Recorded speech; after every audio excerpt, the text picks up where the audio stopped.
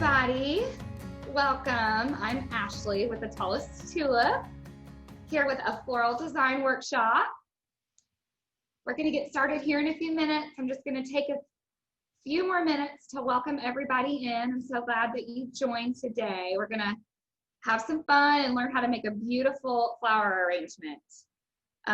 We will be taking questions, and we have Charlie here who's going to be monitoring for any questions that you guys have. So if you do have a question, type in the chat box, and then Charlie will enable your microphone so that we can bring you on and you can ask your question. So just type in the chat box when you want to ask something, and we'll make sure to answer any questions that you have. Yes, if you have a question and you'd like to ask it over the video, go ahead and hover your mouse over your screen and click on the unmute button in the bottom left, and I'll be sure to unmute you at the proper time so you can ask your questions. Perfect. Thank you, Charlie. Okay, awesome. So what we're going to learn today is how to make a flower arrangement that looks stylish, that looks professional, using flowers that you can buy at your grocery store. So if you go to H-E-B or Kroger, you know they have these pre-wrapped bouquets that are usually just in some paper, anywhere from $15 to $25, $35.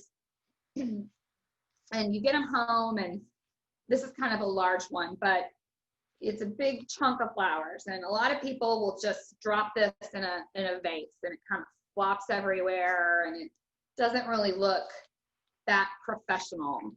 So I'm going to show you some techniques that are easy to learn that you can use to make something that's impressive and looks like it was designed as opposed to just chunking it in a vase. So Charlie has a supply list that he's going to pop up on the screen, and this was put out there, prior to today. If you have the supplies to follow along, excellent. There it is on the screen. I'll go through each piece. If you don't have it today, I'll tell you where you can get these things. They're all readily available at craft stores and places that are easy to find. I have clippers here. These are floral clippers. They're super sharp, which is great, and it gives us a clean cut of the stems. So clippers are fine, but you can also use scissors. If you've got some sharp kitchen scissors or something like that, that will work to trim your flowers. Today for our class, we're going to be using wet floral foam. So this is different than dry foam. Dry foam is more like styrofoam, and you use it to put silk flowers in to hold them in place, but this is wet foam, and I'm going to show you how to soak it in water to give us a water source for our arrangement. You need a vase. My favorite type of vase to work with is something that is, it's not clear.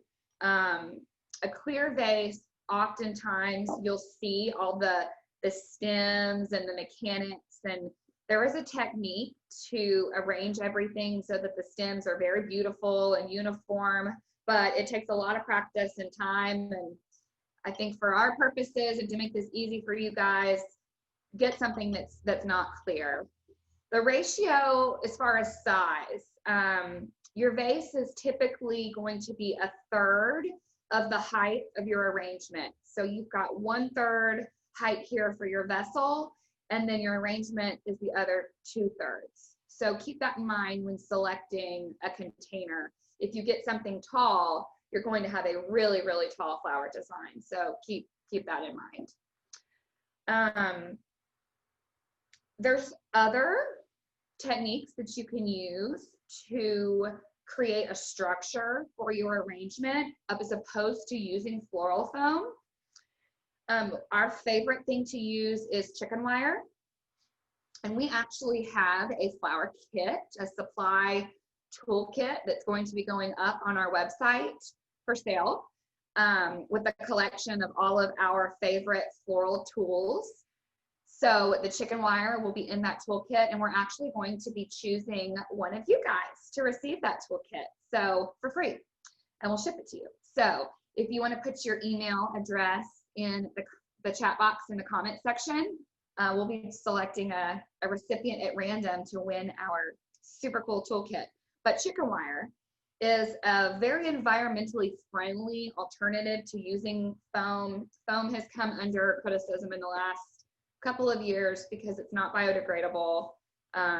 It's hard to beat when it comes to ease of arranging, but it's not that environmentally friendly. So we try to minimize our use of foam as much as we can. And so we use chicken wire. So it basically, you just cut a piece of chicken wire. If you can see this, you put it together like this to create a tube. Then you get another piece of floral wire. This is also in our toolkit. And you kind of sew these two ends together to give you like a burrito. That's my computer, sorry. And then you tuck the ends in like this and wind them together. I'm going to cut this piece off. And it's going to make a little ball. And this ball fits right in your container. And so if you can see this, this gives us a place for us to put our stems in, and the grid here on top combined with the grid on the bottom of the ball gives our stems some structure so they're not flopping. So chicken wire is a really, really cool tool to use. And then in order to secure this, we just take our waterproof anchor tape and we would place a strip of tape over it like this. So anywho, this is in the toolkit and is a fun option, but we're going to use foam for now. So take your piece of floral foam and you're going to kind of hold it up to your vase to see what size you want it to be. I'm going to go ahead, and it's marked in 3s. I'm going to cut it into a 3rd piece, and I'm just using a kitchen knife to cut my foam. So now I've got a piece about this size, and you're going to soak it in water. So I've got a pitcher of water here to show you so that you can see how it soaks. You can just fill up your sink, put the stopper in, fill up your sink with some water. As long as the water line comes above the thickness of your foam, you should be fine. You can fill up a bucket with some water, but anything that you can do to submerge your foam. So I'm going to drop this piece in and wait for it to sink. You don't want to push it. If you push it, there will be dry pockets in the center of your foam block. So as it sinks, all of these little nooks and crannies of the foam are filling up with water. And this is going to give our flowers a water source. Okay, done. So pull it out and put it like, you can put it on a cookie sheet or something so that water doesn't go everywhere while you're continuing to cut it down. This is still a little big for my container, so I'm gonna stick it in there, and I need to shave off a little bit more in order for it to fit. Perfect. There we go. So now my foam fits in my container, and it's okay if it's level with the top of your vessel. That is absolutely fine. So I'm gonna put that in there. If you have floral tape, it's not necessary. If you're working in a vessel, maybe a compote bowl or something that's a little wobbly, you would want to tape your foam down if the container's shallow. But for a vase like this, I'm not going to tape it down. But waterproof tape, and you would just go like that, and that would secure the foam in there if you have a shallow container.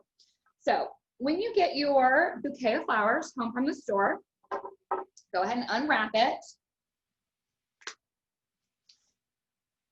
Unwrap the bouquet and kind of start to separate everything.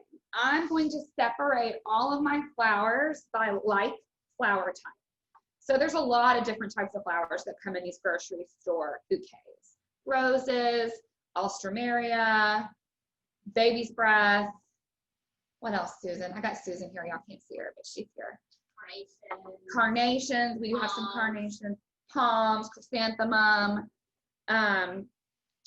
Lots and lots of different types of flowers. So open your bouquet of flowers and start to separate them by flower type. So I've got my roses here, got a couple of different colors. This is a coral rose called Tiffany. This is called High and Magic. And this is just a standard white Eskimo.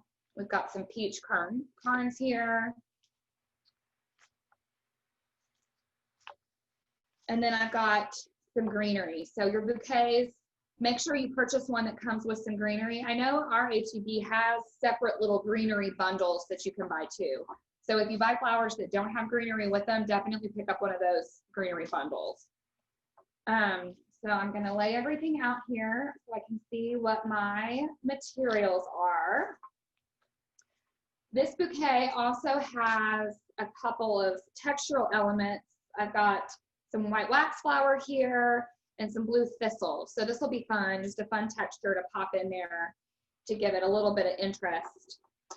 I'm going to start by giving everything a fresh snip. So you want to cut your flowers at a very severe angle. If you can see here, I'm cutting this at an angle because when I cut the stem at an angle, it exposes the most surface area of the stem to take up water. And you want to trim all of your stems before you place them into the arrangement. I don't know if you can see this here, but see how much lighter this is than this one?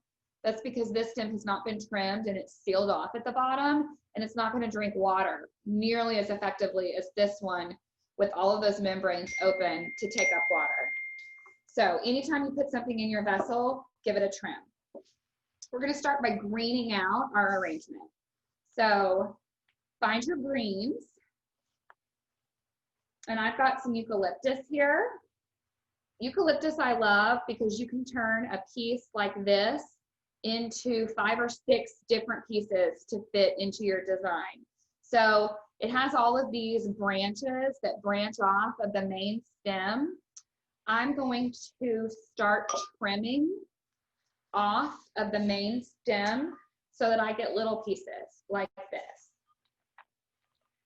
So if you have any greenery in your bouquet bundle that is this type of stem, go ahead and trim those up.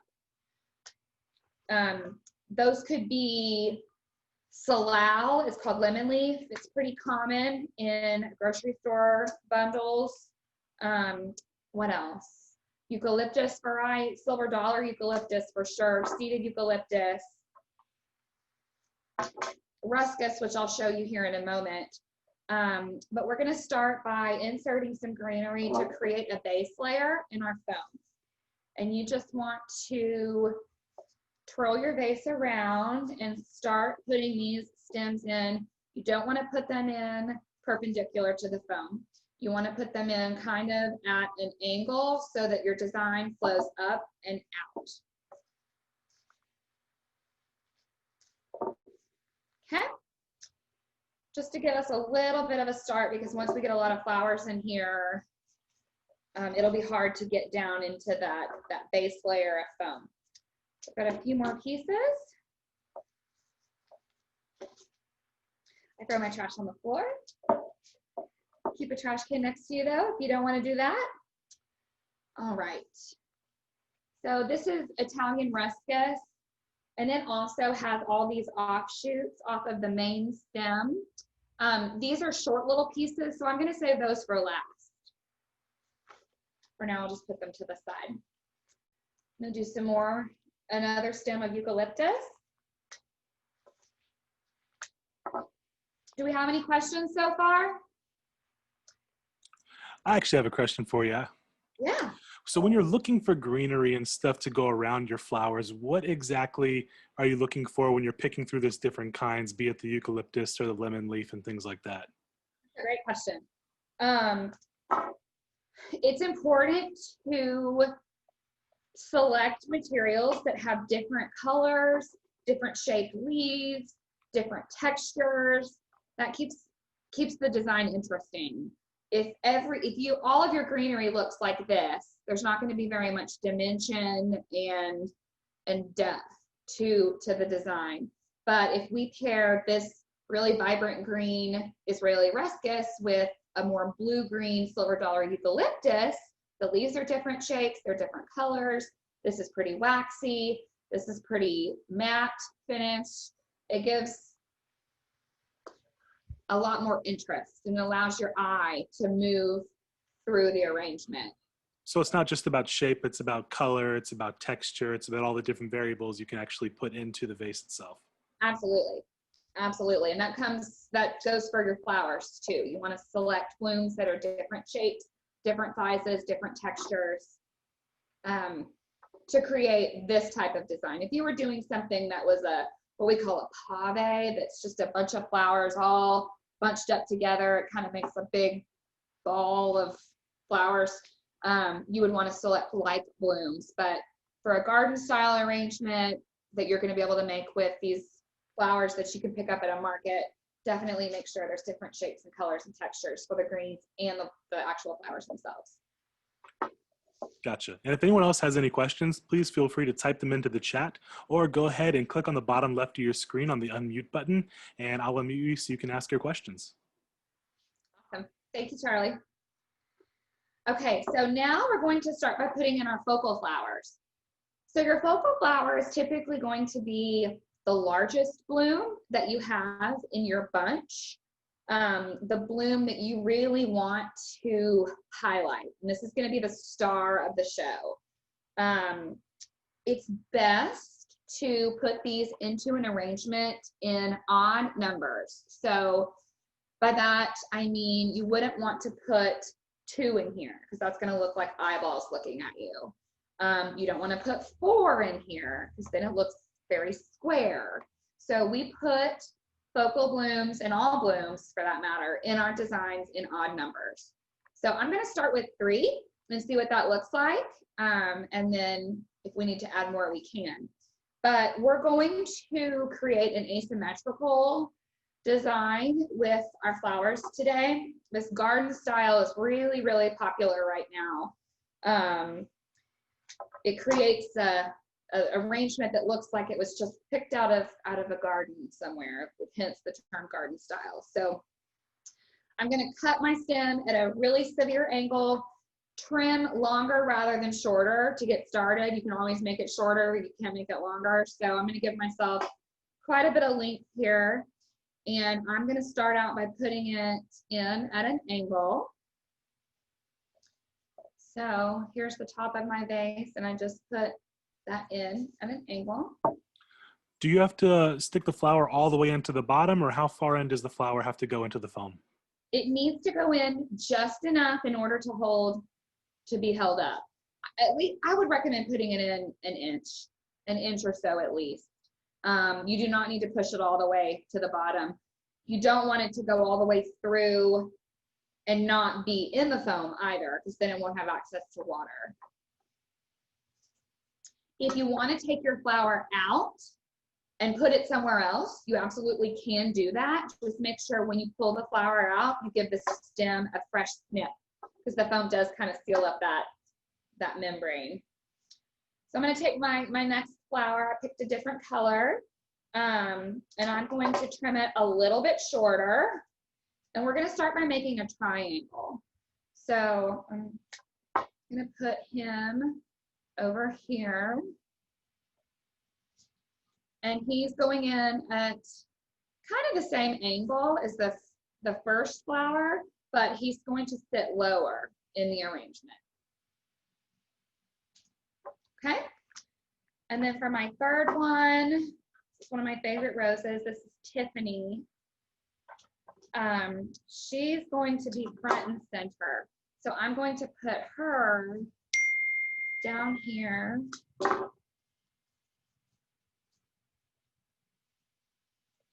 As really the star of the show. I'm pushing this one in the most.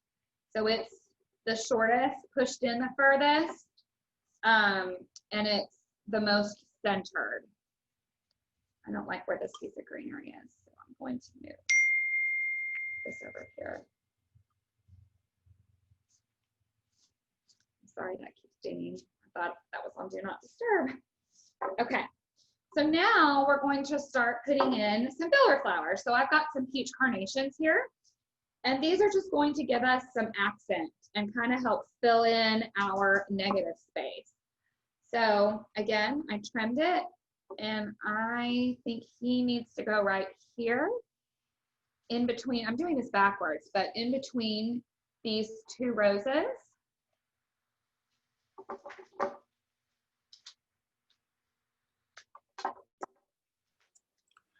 And as you're sticking the flowers in, are you kind of going at different depths, or are they kind of all sticking out a similar kind of length from the foam? They are all going in at different depths. That's a great question.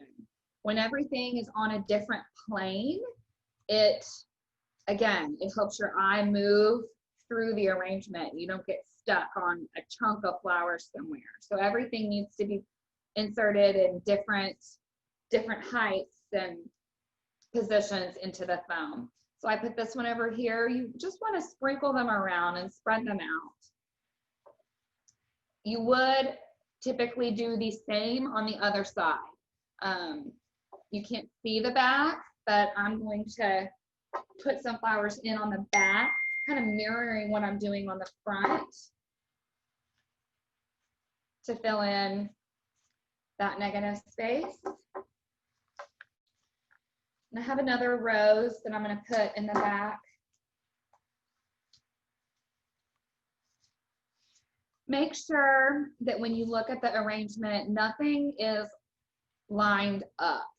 So I wouldn't want two white roses right next to each other. They need to be sprinkled around with something, a different texture, different color in between the pieces. Okay, so I'm feeling pretty good about getting some of the heavier flowers in. See how these two are on the same plane? I'm gonna push this one in a little further. There we go. That helped a lot. Okay, so now I'm going to use some of my textural elements. So these could be anything that are smaller, a spray type stem where there's multiple blooms per stem that you can cut short, smaller little wispy flowers, anything that will give it some dimension and some texture.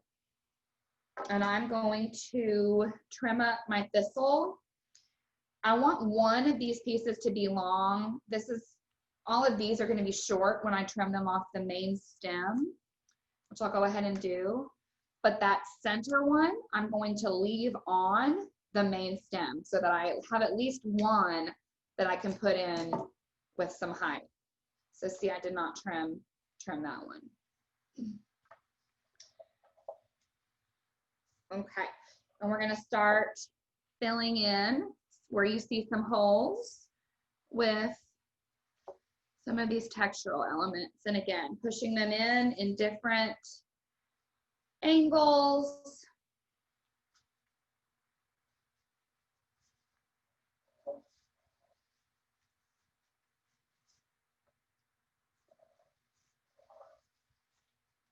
Charlie, can you see this? Yes, I can. Yeah, it's looking great. And I noticed that you're as you're pushing them in, they're not falling on the same plane. So where does symmetry kind of fall in line when you're thinking of putting together an arrangement like this? So there's a lot of different styles. For a garden style arrangement like this, that is a little more wild, a little more organic looking. It lends to an asymmetrical shape.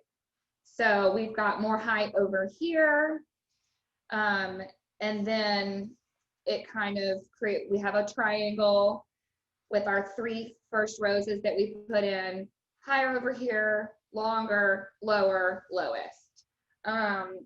In more traditional design they tend to be more symmetrical. So it's going to be round. It may be a little tighter grouped together, the flowers, as opposed to having some of this movement and this air through the arrangement. I think that's where I've gone wrong before, is that I've always tried to, anytime I've bought like flowers for my wife, I try to cut them more symmetrical, and it just kind of didn't work. It looked all bunched together and kind of plain, whereas yours looks very creative and airy.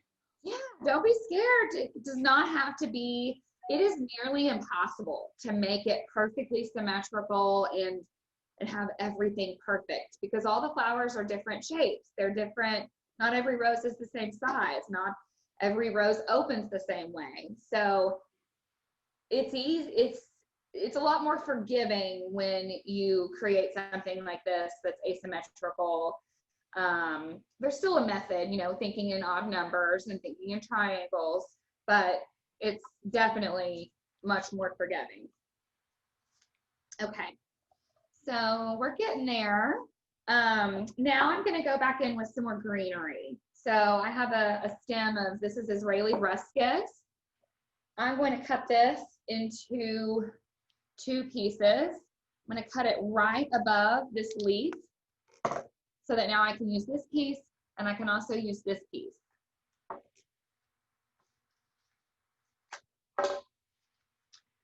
And I've got some kind of gaps through the top. Gonna fill those in. This piece is longer, and this rose looks lonely over here. So I'm going to stick this piece of greenery in parallel to this rose, so it follows that long linear outward facing bloom. Let's see, I've got some baby blue eucalyptus. This stuff is so sticky and sappy. It will stay on your hands for days.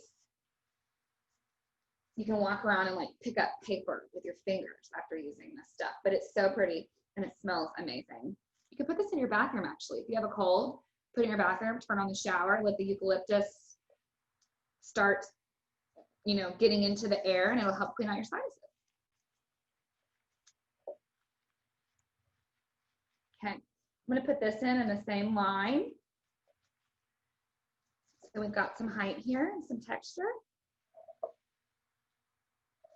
There we go. See, you can kind of see what I'm doing. Okay. And then I'm gonna keep filling in with some greenery. I've never done a flower arrangement backwards.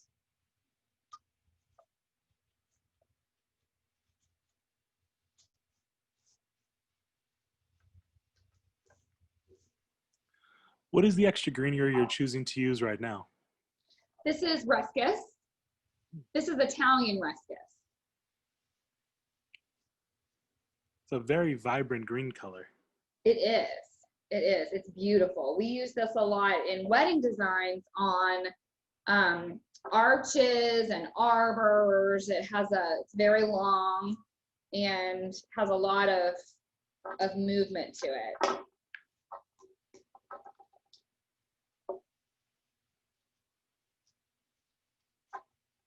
Okay.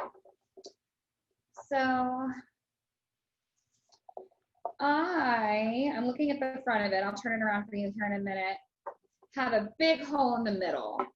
And I don't want to put anything right next to my Tiffany rose, but I'm gonna put another rose in here, kind of at an angle. And then I'll show you what I did here in just a second. I'm not putting anything dead center, except for that first Tiffany.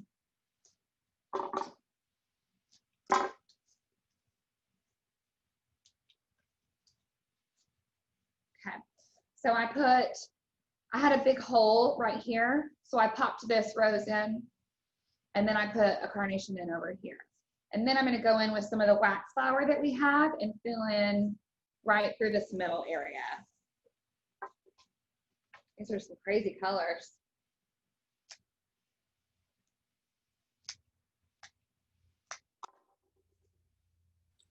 What is something you think of when you're picking out the colors of the flowers and the arrangement?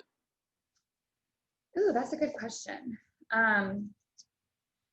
For weddings, we obviously work with our bride's color palette, but there are a lot of different directions that you can go with color when it comes to selecting them for an arrangement. You could do an arrangement that's monochromatic, which would be all the same color or varying shades of the same color.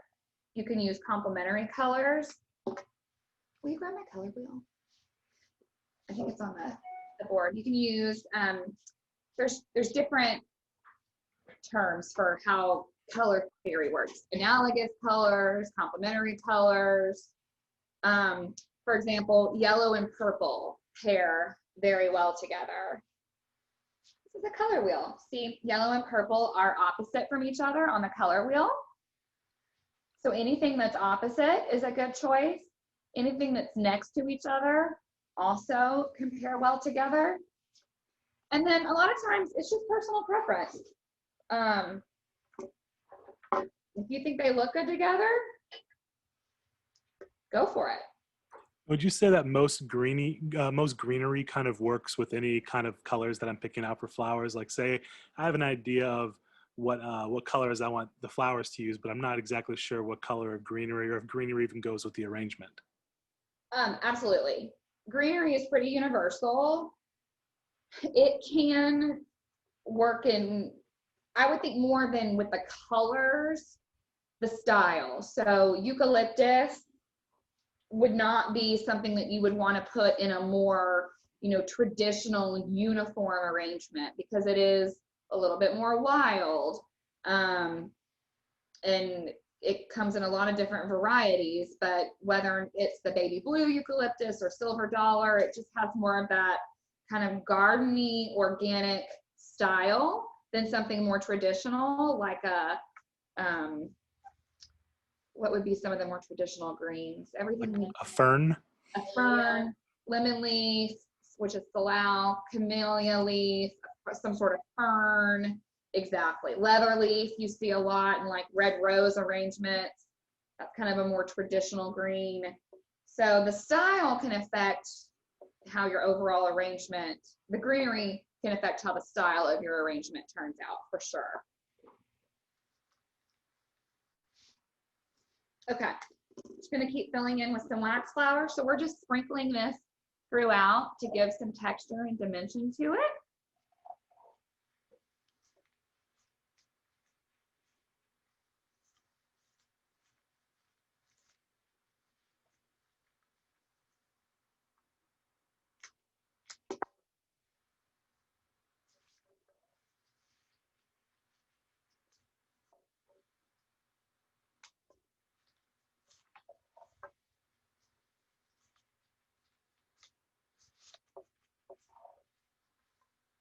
Okay. So I'm gonna give it a once over. I like it. It definitely looks better than it did as a big bundle of flowers. Here we go. Here's our arrangement. We went from a bunch of flowers to a pretty garden style design that would look great on a table. It would look great on a kitchen island. It would look great on where else would it, yeah, on a buffet. Absolutely. You could take this as a hostess gift to somebody. You could give it to your wife. Definitely going to use this to impress my wife. Awesome. Did you learn something? I learned a lot. First off, I didn't even know that I could soak the planting foam in water. Absolutely. I thought it was just meant to just put it in there. It just happens that flowers stick into it. I didn't know you could use that as a water source. Yeah, it is the water source. It has those are the purposes of it, the water source, and then also to hold your stems in place. It's great stuff. It's great stuff. All right. And we had One some thing other to note about people. you can, you know how when you get your bouquet of flowers from the store, it comes with that little packet of flower food. Mhm. So read the instructions on the packet, but you can actually dissolve your flower food in the water that you soak your foam in. So that way the flowers are getting the benefit of the flower food, even though you're using foam. And once the flower vase is made like this, can I still add water to it to re-soak into the foam? Yes, absolutely. So we take like a measuring cup and pour water down into the center of the arrangement. You can even take, like, if you have a funnel or something, and stick it down in there till it hits the foam. You just want to make sure you go slowly so the foam re-soaks up that water, as opposed to it just running off. You can stick your finger in there and feel if it's dry or if it's moist. Every 2 days is a good practice to rehydrate your foam. They're not going to last as long as they would in fresh water, which is another reason that chicken wire is a great technique. It takes a lot more practice with chicken wire. This is a pretty foolproof technique. But I would say 75% of the vase life of using, just fresh water for your stems as opposed to foam as a water source. Gotcha. I'm gonna go ahead and pull up the list again for all the items that you used here today, in case anyone else would like to watch this video over and remake one of their own. Awesome.